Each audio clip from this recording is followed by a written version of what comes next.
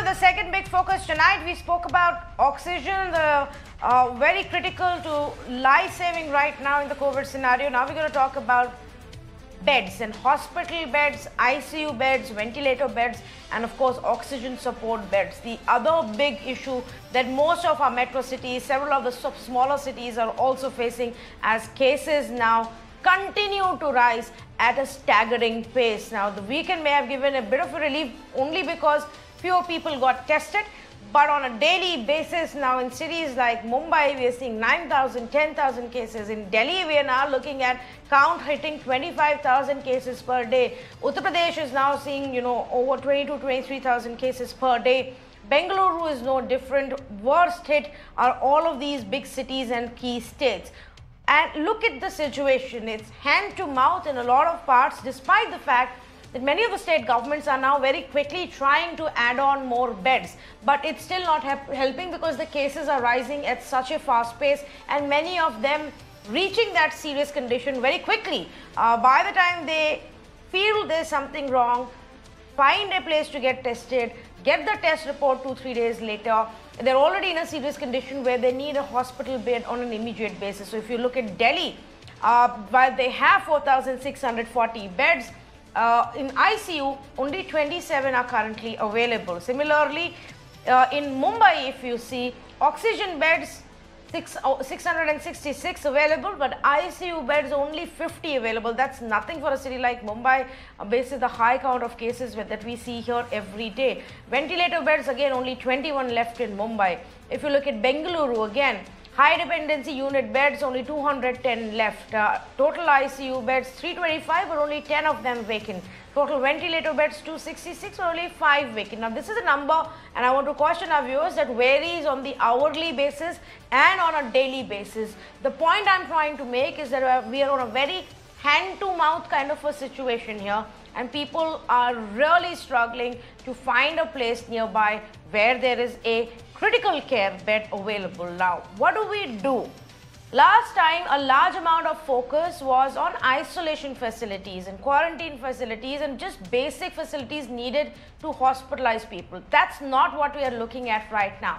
Right now, the need is for more intensive care units and facilities in our hospitals. So what do? Let's say good evening to Dr. T.P. Lahane, Director of Medical Education and Research in Maharashtra, Dr. Subramaniam Swaminathan, Director for Infectious Diseases at Green Eagles Global, Dr. Harsh Mahajan, President for Nat Health, Founder and Chief Radiologist at Mahajan Imaging, and Dr. Sunila Garg, Professor of Excellence Community Medicine at Maulana Azad Medical College, also a member of the Lancet Commission and COVID India Task Force. Let me start off with Dr. Subramaniam Swaminathan. Dr. Swaminathan, firstly, I think it took states a while to figure that right now the need is different. I mean, there is no point in opening up these, train coaches or jumbo facilities that simply have beds and nothing more. But how do we step up on the critical care aspect of it, oxygen support, ventilator support, or even ICU? I think it's going to be a much larger issue. See, all my patients in the ICU, majority of them are young people. And these were the people who were being sent on home quarantine last time. Now, how do I send people home on home quarantine? My youngsters are saying, I'm scared to go home because you're telling me sick. Young people are getting sick and they're getting sick very quickly. And you're telling me if I come back, you may not have a bed for me. So even hospital beds are going to get packed up. Second, if I start putting them up at hotels and places like that, if they get sick, what do? I don't have ICU beds, and the hotels or whatever places like that do not have the bandwidth to handle intensive care areas. See, ICU areas are very precious resources, and it takes time for us to ramp up facilities over there. You need to have oxygen supply, you need to have power suction outlets, you need to have ventilators, you need to have HFNC machines, you need oxygen, and you need skilled manpower, nursing and ICU care. It's not something that's very easy to ramp up. You can ramp up beds, but you can't ramp up ICU support. And that is where the whole world had a problem last year. And I'm seeing eerie similarities in our country this year, and it's really creeping me out.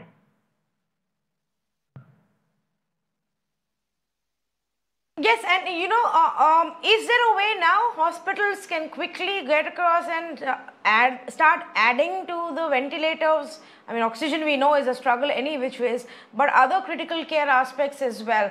Or are we looking at a situation that where we will have to look at completely new and different setups than the existing facilities?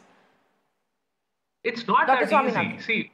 See, ventilators are not something which you can, manufacture at a short gap and say, let's start using all of this.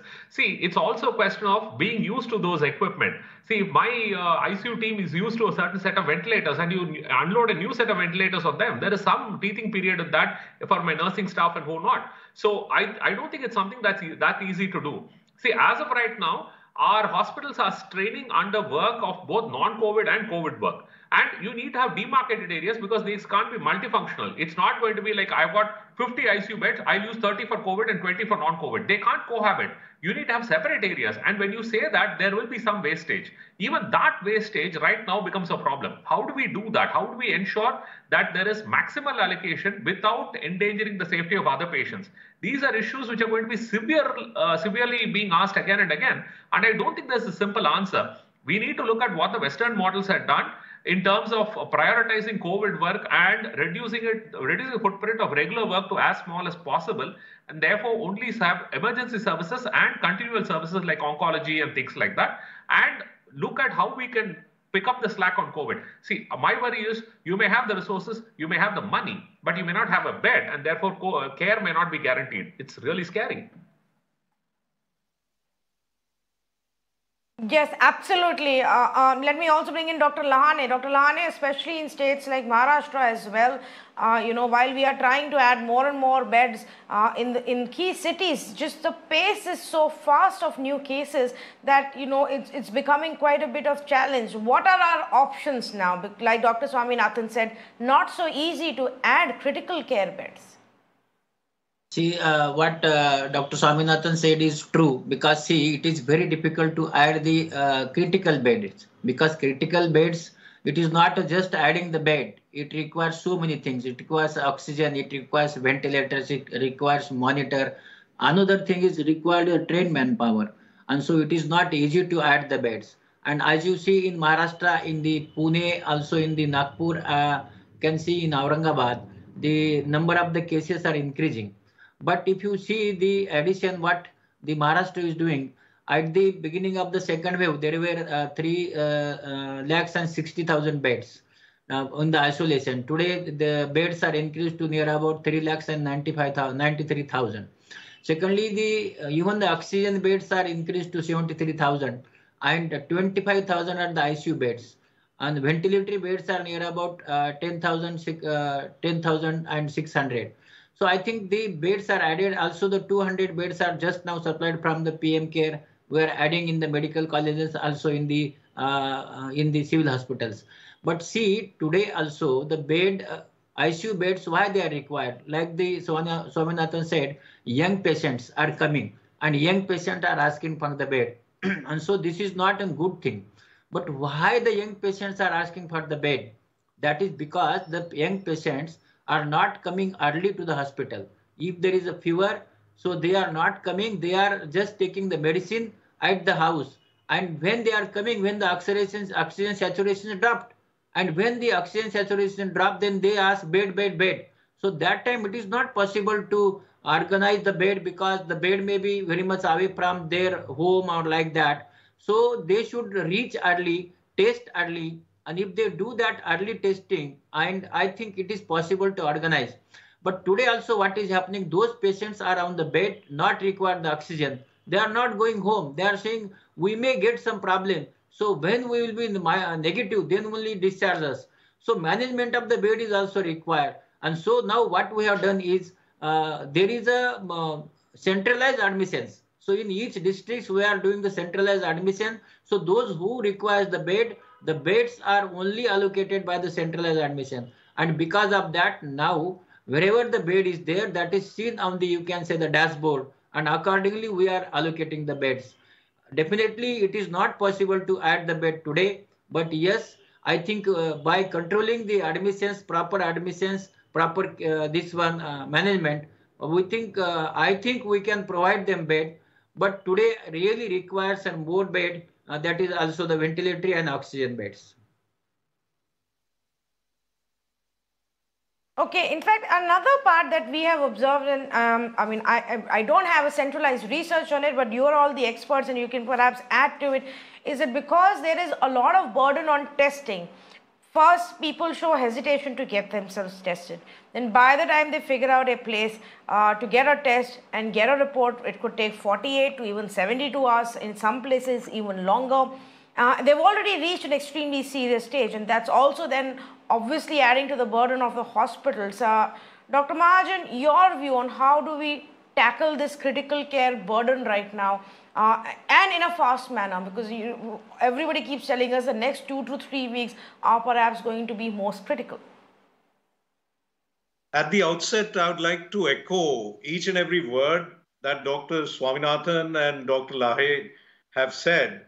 I agree entirely with them. Patients actually, even if it takes longer to increase the number of ICU beds with ventilator, what we have to see is that we catch the disease early so that we are able to treat these patients so that they don't progress. We know this disease basically has 3 stages. The first is the initial 7 days, which is the stage of viremia. After that comes the next stage, and about 80-85% of patients actually have mild disease. Today, what is happening, anyone who gets a positive report starts panicking.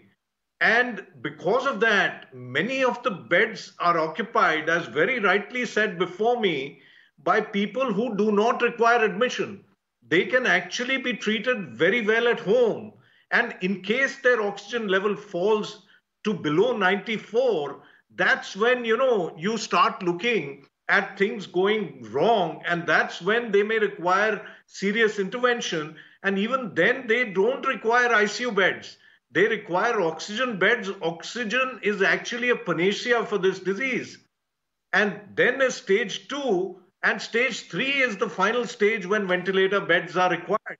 So coming back to your point about testing, I think in this COVID situation, which is going out of hand, first thing is not to panic. And especially for healthcare personnel and those working in hospitals, we have to maintain calm. Only then will we be able to provide that to our patients who are talking to us.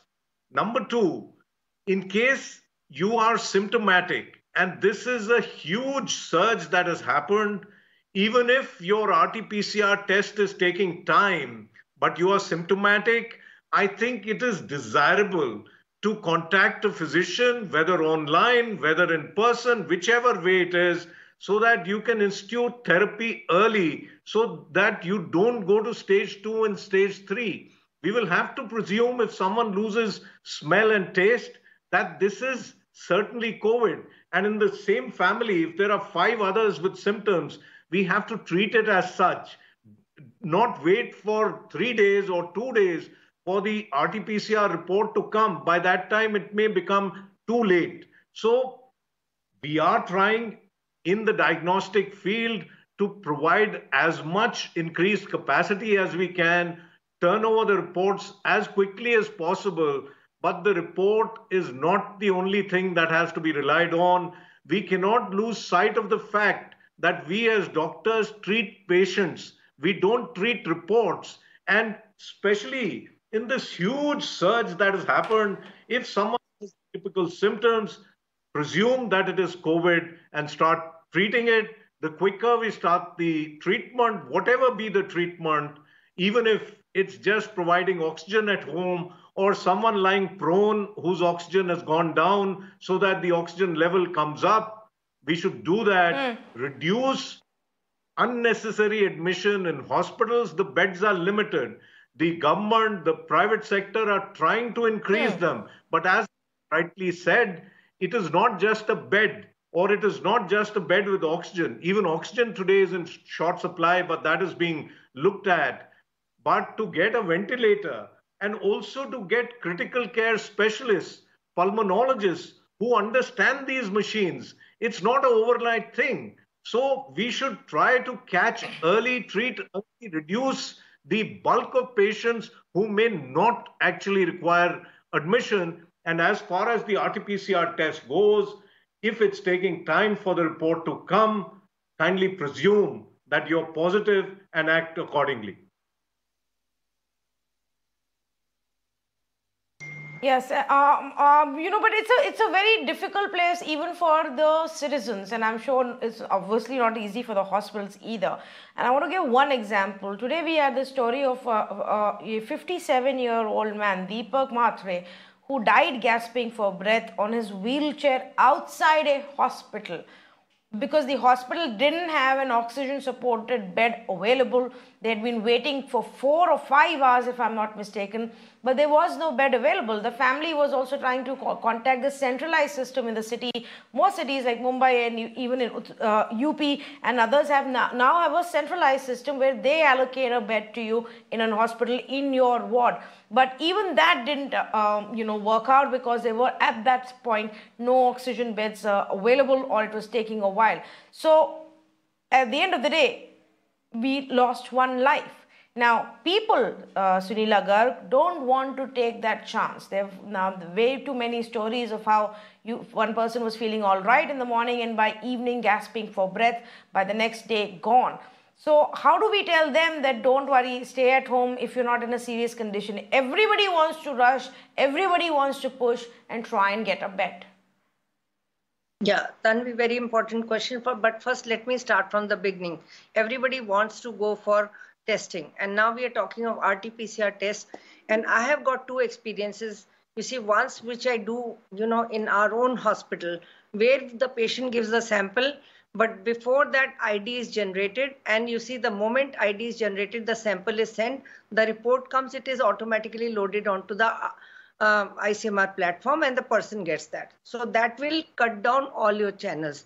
Yesterday also the government has given option to that we need not sit in, because I myself gave the sample 2 days back to a private setup and I have not got my report, let me tell you that. And I was telling them, why don't you generate the ID right now? They're telling, madam, we will generate it. We will generate it. So I think somewhere there is got to be an understanding that we do not go on collecting the samples. We have to simultaneously do this work and send it to immediately for the testing part, so that it gets uploaded and person sees the report. That is one thing which I have got my own experience to share with. Number 2 is that we need to look into the rationalization of all the hospitalization.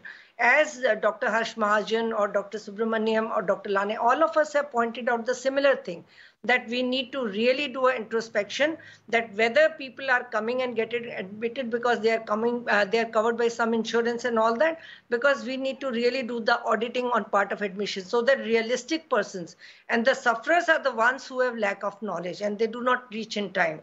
That's where we need to be providing services to from that angle. The third part is that I will say that we have got about 560 medical colleges odd, which are teaching medical colleges. 60 are the ones which are non-teaching institutions. In addition, we have got a private sector. If we look at all of this, you see, if I was to go back to my time and there were only 2 ventilators. Now we are in the midst of pandemic, and with lot of population, we are 137 crores in number. So we need to look at that how, for such a big country, we can do a prioritization in terms of resources, whether it is the admission, whether it is the testing part, whether it is the discharge in time. The person cannot be staying in the hospital till he becomes negative. That ruling has come much long back, that the moment you are all right, you just go back home. So that is where the hospitals have to see that. The fourth part which I will say is, where is the importance of home-based care? Whether it is Apollo, Max, Fortis and all that, particularly here, I like to bring in front of Dr. Mahajan, that we have been promoting home-based care with the ventilator support also, where you see the hospitals are coming out with that. So this fundamental fact where, the people can afford in the private sector also, so that should be promoted. So that's where we will be able to reach out. Otherwise, you see, we will keep on debating on this issue, because we have to see that this is an unusual situation. We have to come up together, fight out with the common solutions, and the resources are this much in front of you. Today, if Delhi has increased, 500 more beds in Yamuna Sports Complex, which is also catering to 30% people are from outside Delhi also. So we all are, you see, basically fighting together to fight. Oh, that is there, and but you know, cities like Mumbai and Delhi and even Lucknow and so many others, Ahmedabad will always have to cater for people coming in from nearby parts as well. That just comes along with the territory, and we just have to deal with that situation. And I agree. Now, many authorities are adding more and more beds, but it's just difficult to match pace with the number of cases that are rising, especially on the critical care part. How quickly can you actually figure out an ICU or a ventilator or even oxygen cylinders tonight? Unfortunately, that has become our reality. Thank you so much to all of our experts for joining us on this conversation. It's just really difficult times across the board, and better centralized systems maybe to see who needs the bed on priority basis and give it to them will help ease off the burden. But at the end of the day, I think for several more weeks, we are going to go through this painful phase of struggling to find a bed. We didn't prepare in advance. Let's just accept that. Thank you for joining us.